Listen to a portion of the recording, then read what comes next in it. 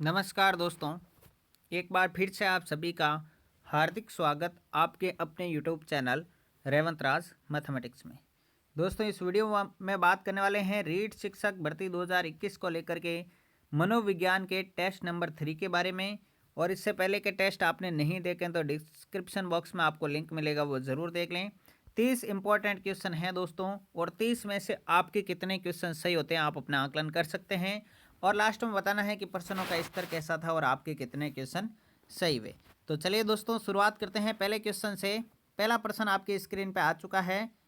Dot dot dot महीनों की आयु के बीच अधिकांश बच्चे शब्दों को मिलाकर छोटे छोटे वाक्यों में बोलना शुरू कर देते हैं, वह कौन सी आयु है? विकल्प है पहला 18 से 24 माह, 24 से 30 माह, 30 से 36 माह या 12 से 18 माह। ये सीटेट एग्जाम में आया हुआ है। बताइए दोस्तों, क्या आंसर रहेगा पहले क्वेश्चन का? तो प्यारे साथियों, इसका सही आंसर रहेगा विकल्प नंबर ए। 18 से 24 माह के जो बच्चे हैं वह छोटे छोटे शब्दों को मिलाकर छोटे छोटे वाक्य बोलना शुरू कर देते हैं। तो ए ऑप्शन आपका करेक्ट आंसर रहेगा पहले का। दूसरा प्रश्न है कि विकास की किस अवस्था को गैंग एज कहा जाता है? बाल्यावस्था, प्रौढ़ावस्था, शैशवावस्था या किशोरावस्था। ये 4 विकल्प आपके हैं। गैंग एज किसे कहा जाता है, ये पूछा गया आपसे। तो बिल्कुल इजी क्वेश्चन है, इसका सही आंसर रहेगा बाल्यावस्था। ऑप्शन नंबर ए आपका करेक्ट आंसर हो जाएगा दूसरे क्वेश्चन का। बाल्यावस्था को गैंग एज कहा जाता है। अगला है व्यवहारवादी। किस व्यवहारवादी ने कहा कि मुझे नवजात शिशु दे दो, मैं उसे डॉक्टर, वकील, चोर या डाकू जो चाहूं बना सकता हूं? यह किस व्यवहारवादी ने कहा है? विकल्प आपके हैं फ्रीमैन, न्यूमैन, वाटसन और हॉल्जिंगर। तो प्यारे साथियों, प्रश्न नंबर 3 का आपको कमेंट बॉक्स में कमेंट करके बताना है सही आंसर क्या रहेगा। कौन सा व्यवहारवादी था जिसने कहा आप मुझे नवजात शिशु दे दो, मैं उसे जो चाहूं बना सकता हूं? तो ये कहा था दोस्तों वाटसन ने। आपका ऑप्शन नंबर सी जो है वो करेक्ट आंसर रहेगा प्रश्न नंबर 3 का। अगले प्रश्न की तरफ बढ़ते हैं। एडवांस ऑर्गेनाइजर प्रतिरूप किसने दिया? ये फर्स्ट ग्रेड एग्जाम में पूछा हुआ सवाल है, ध्यान रखें। बहुत अच्छा क्वेश्चन है। एडवांस ऑर्गेनाइजर प्रतिरूप किसने दिया? पियाजे, आशुबेल, रिचर्ड सचमैन या जॉन ड्यूई। तो प्यारे साथियों, इसका आंसर आप बताएं जल्दी से क्या होगा। तो दोस्तों, एडवांस ऑर्गेनाइजर्स जो मॉडल है वह दिया है आशुबेल ने। ऑप्शन बी आपका करेक्ट आंसर रहेगा प्रश्न नंबर 4 का। अगला इंपॉर्टेंट क्वेश्चन आपके सामने है। एक पूर्व विद्यालय का बालक कहता है कि आज सूर्य उदास है। बालक निम्न में से किस संप्रति की अभिव्यक्ति कर रहा है? एक बालक है पूर्व विद्यालय का जो कि कहता है कि आज सूर्य उदास है, वह किस संप्रति की अभिव्यक्ति कर रहा है? सजीव चिंतन, केंद्रीयता, पारंपरिकता या वस्तु स्थायित्व। बताइए दोस्तों, प्रश्न नंबर 5 का करेक्ट आंसर क्या रहेगा। तो दोस्तों, आज सूर्य उदास है, बालक इस प्रकार का वाक्य बता रहा है, तो यह अभिव्यक्ति कर रहा है आपके सजीव चिंतन की। तो आपका ए ऑप्शन करेक्ट आंसर रहेगा प्रश्न नंबर 5 का। अगला छठा प्रश्न देखेंगे। जिन प्रतिक्रियाओं को सीखने के उपरांत संतुष्टि प्राप्त होती है उन्हें सीख लिया जाता है, यह कहलाता है। जिन प्रतिक्रियाओं को सीखने के बाद संतुष्टि प्राप्त होती है उन्हें सीख लिया जाता है, यह कहलाता है कल्पना का नियम, प्रभाव का नियम, तत्परता का नियम या सापेक्षिकता का नियम। बताइए दोस्तों, करेक्ट आंसर क्या रहेगा।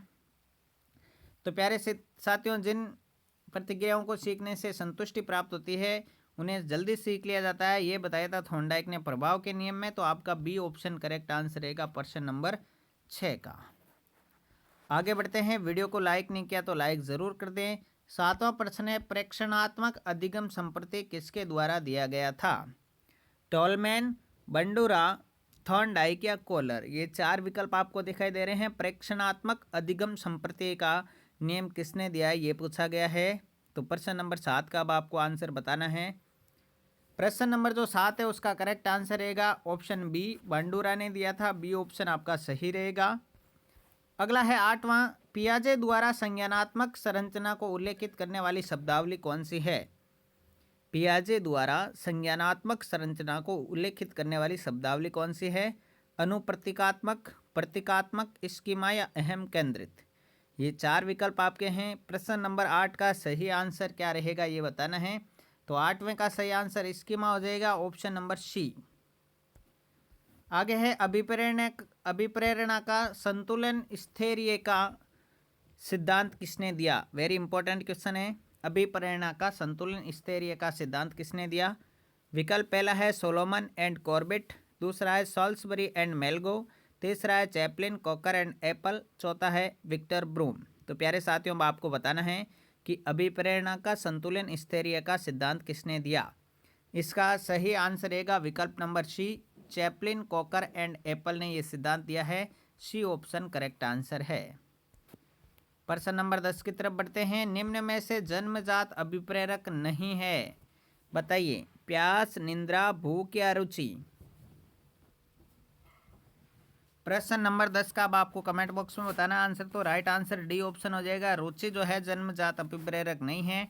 डी ऑप्शन करेक्ट आंसर है। आगे प्रश्न नंबर 11 है। कौन सा व्यक्तिगत भिन्नताओं का कारण नहीं है।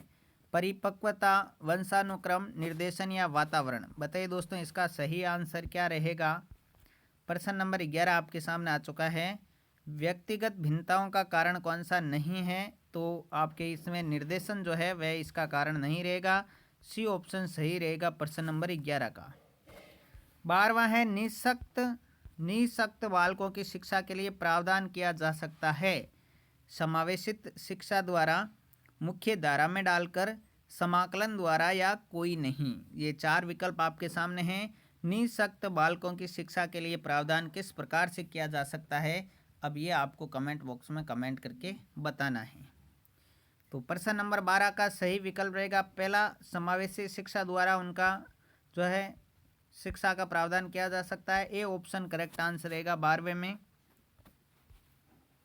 प्रश्न नंबर 13 है। 16 पीएफ का प्रयोग किसके मापन हेतु किया जाता है। बहुत ही अच्छा क्वेश्चन है। 16 पीएफ प्रश्नावली जो है उसका प्रयोग किसके मापन के लिए किया जाता है। सृजनात्मकता, अभिरुचि, व्यक्तित्व या दबाव। ये 4 ऑप्शन आपके सामने अवेलेबल हैं। ये सारे जो 30 क्वेश्चन है ये कहीं ना कहीं किसी न किसी शिक्षक भर्ती परीक्षा में पूछे गए हैं। तो प्रश्न नंबर 16 का सही प्रश्न नंबर 13 का सही विकल्प रहेगा आपके व्यक्तित्व, सी नंबर ऑप्शन। ठीक है, 16 पीएफ का प्रयोग जो है वह व्यक्तित्व मापन के लिए किया जाता है। C option correct answer. 14वां प्रश्न देखिए। बुद्धि अमूर्त विचारों के बारे में सोचने की योग्यता है, यह किसी ने कहा है। बुद्धि के बारे में ये परिभाषा किसकी है, बताना है कि बुद्धि अमूर्त विचारों के बारे में सोचने की योग्यता है। विकल्प हैं रायबर्न, टर्मन, वुडरो या वुडवर्थ। बताइए जल्दी से क्या रहेगा 14वें का राइट आंसर। प्रश्न नंबर 14 का करेक्ट आंसर रहेगा ऑप्शन बी, टर्मन ने कहा था कि बुद्धि अमूर्त विचारों के बारे में सोचने की योग्यता है। तो आपका बी ऑप्शन करेक्ट आंसर रहेगा 14वें में। प्रश्न नंबर 15 है कि निम्न में से कौन सा गिलफोर्ड के त्रिआयामी सिद्धांत के संक्रिया का भाग नहीं है। देखिए काफ़ी डिटेल में पूछा गया ये क्वेश्चन और बहुत डीपली क्वेश्चन, अच्छा क्वेश्चन है कि कौन सा गिलफोर्ड के त्रिआयामी सिद्धांत के संक्रिया का भाग नहीं है। तो संक्रिया में जो भाग थे उनमें से कौन सा नहीं है बताना है। स्मृति धारण, मूल्यांकन, संज्ञान या पद्धति। तो प्यारे साथियों बताइए जल्दी से। प्रश्न नंबर 15 का सही आंसर डी ऑप्शन रहेगा। जो पद्धति है ये भाग आपके उत्पाद का है, संक्रिया का नहीं है। तो डी ऑप्शन आपका करेक्ट आंसर रहेगा प्रश्न नंबर 15 का। 16वां है। बाल अपराध विज्ञान के जनक कौन है। बहुत ही अच्छा और इम्पोर्टेंट क्वेश्चन है। बाल अपराध विज्ञान के जनक कौन हैं। हेडीफील्ड, मार्टिन न्यूमेयर, सीजर लाम्ब्रोसो या लुइस ब्रेल। ये 4 विकल्प आपके सामने अवेलेबल है। बाल अपराध विज्ञान के जनक कौन हैं ये बताना है आपको प्रश्न नंबर 16 में। करेक्ट आंसर रहेगा सी ऑप्शन, सीजर लाम्ब्रोसो जो है वह बाल अपराध विज्ञान के जनक माने जाते हैं। सी करेक्ट आंसर रहेगा। प्रश्न नंबर 17 की तरफ बढ़ते हैं। प्रतिभाशाली विद्यार्थी, पहला विकल्प स्वभाव के अंतर्मुखी होते हैं, दूसरा अपनी आवश्यकताओं को दृढ़तापूर्वक नहीं कह पाते, तीसरा अपने निर्णयों में आत्मनिर्भर होते हैं, चौथा शिक्षकों से स्वतंत्र होते हैं। तो प्रतिभाशाली विद्यार्थी के बारे में पूछा गया है। तो सही आंसर कौन सा रहेगा जी, सी ऑप्शन करेक्ट आंसर रहेगा। अपने निर्णयों में आत्मनिर्भर होते हैं, कौन? प्रतिभाशाली विद्यार्थी। सी करेक्ट आंसर रहेगा प्रश्न नंबर 17 का। 18वां प्रश्न है, सृजनात्मकता की पहचान होती है पुराने व्यवहार से, नवीन रचना से, संगीत से या चित्रकला से। बताइए दोस्तों 18वें का राइट आंसर क्या रहेगा? सृजनात्मकता की पहचान किससे होती है? नवीन रचना से होती है। किससे होती है? नवीन रचना से। बी ऑप्शन आपका करेक्ट आंसर रहेगा 18वें का। आगे बढ़ते हैं, उससे पहले वीडियो को लाइक नहीं किया तो लाइक ज़रूर कर दे। चैनल पर पहली बार है तो सब्सक्राइब करना नहीं भूलें। 19वां क्वेश्चन है, बच्चे जैसा व्यवहार करना एक उदाहरण है युक्तिकरण का, प्रतिगमन का, प्रक्षेपण का या विस्थापन का। बहुत ही अच्छा रक्षात्मक युक्तियों से ये सवाल आया हुआ है। तो बताएंगे कि बच्चे जैसा व्यवहार करना एक उदाहरण है किसका?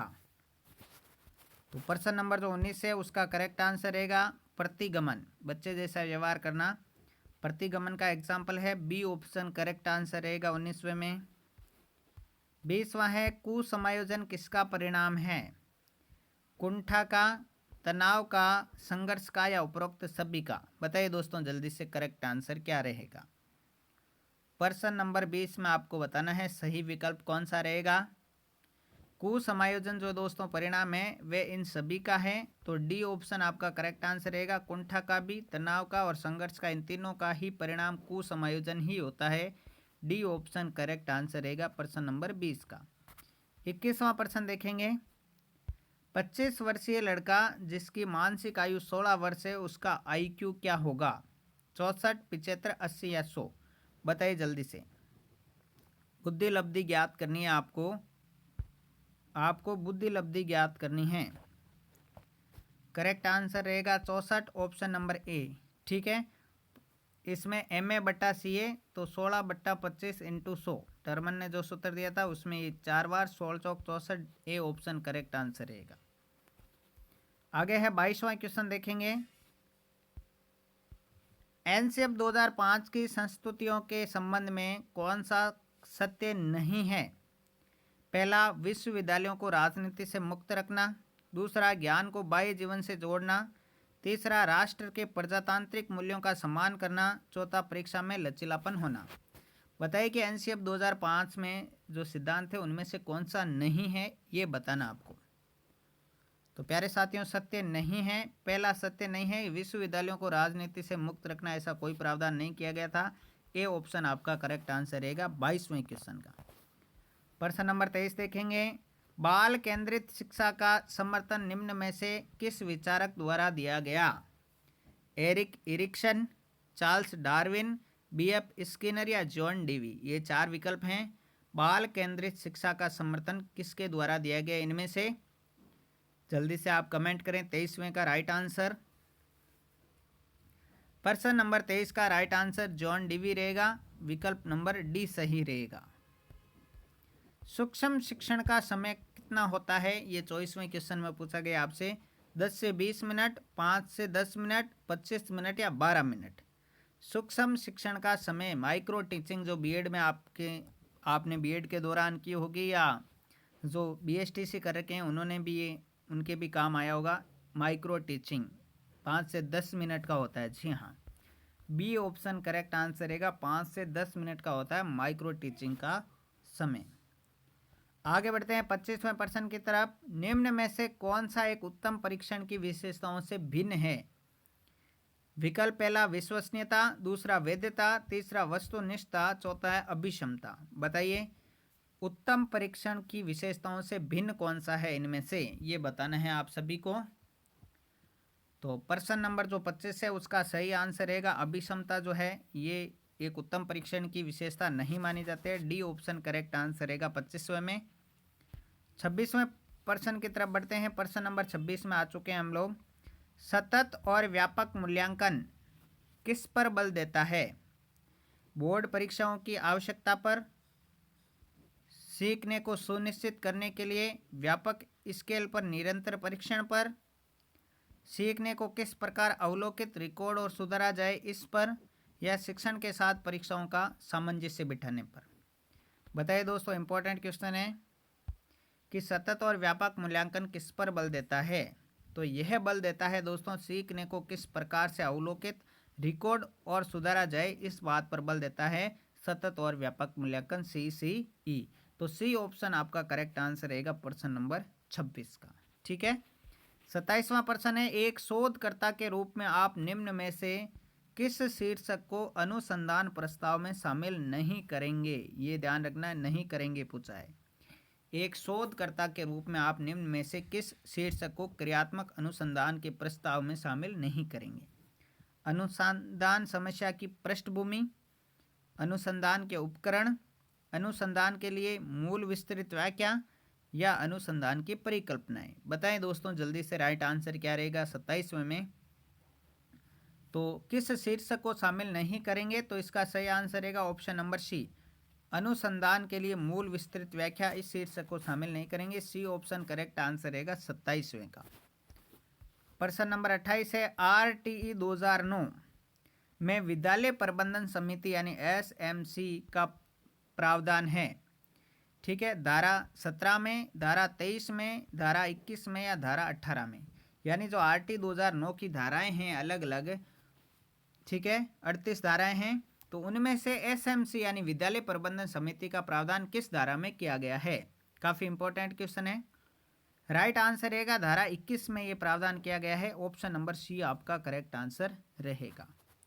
आगे बढ़ते हैं 29वें प्रश्न की तरफ। उच्च प्राथमिक स्तर पर शैक्षणिक घंटे कितने निर्धारित किए गए हैं?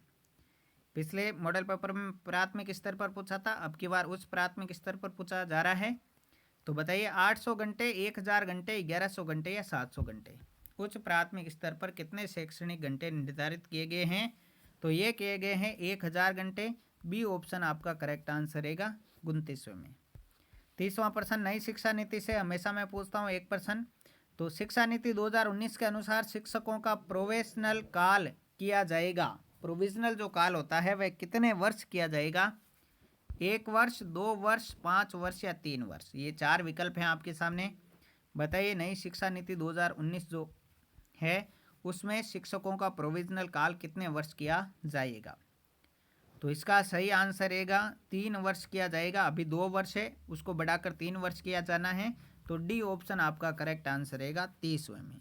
ठीक है दोस्तों, ये थे मेरे प्यारे साथियों आज के 30 इंपॉर्टेंट क्वेश्चन, और 30 में से आपके कितने सही हुए, प्रश्नों का लेवल कैसा था, ईमानदारी से कमेंट करके बताना है। वीडियो को ज़्यादा से ज़्यादा लाइक करना है ताकि हमें मोटिवेशन मिले और आपके लिए प्रैक्टिस सेट बनाने का। मिलते हैं सुबह नए पेपर के साथ में, तब तक के लिए जय हिंद, जय भारत, थैंक यू।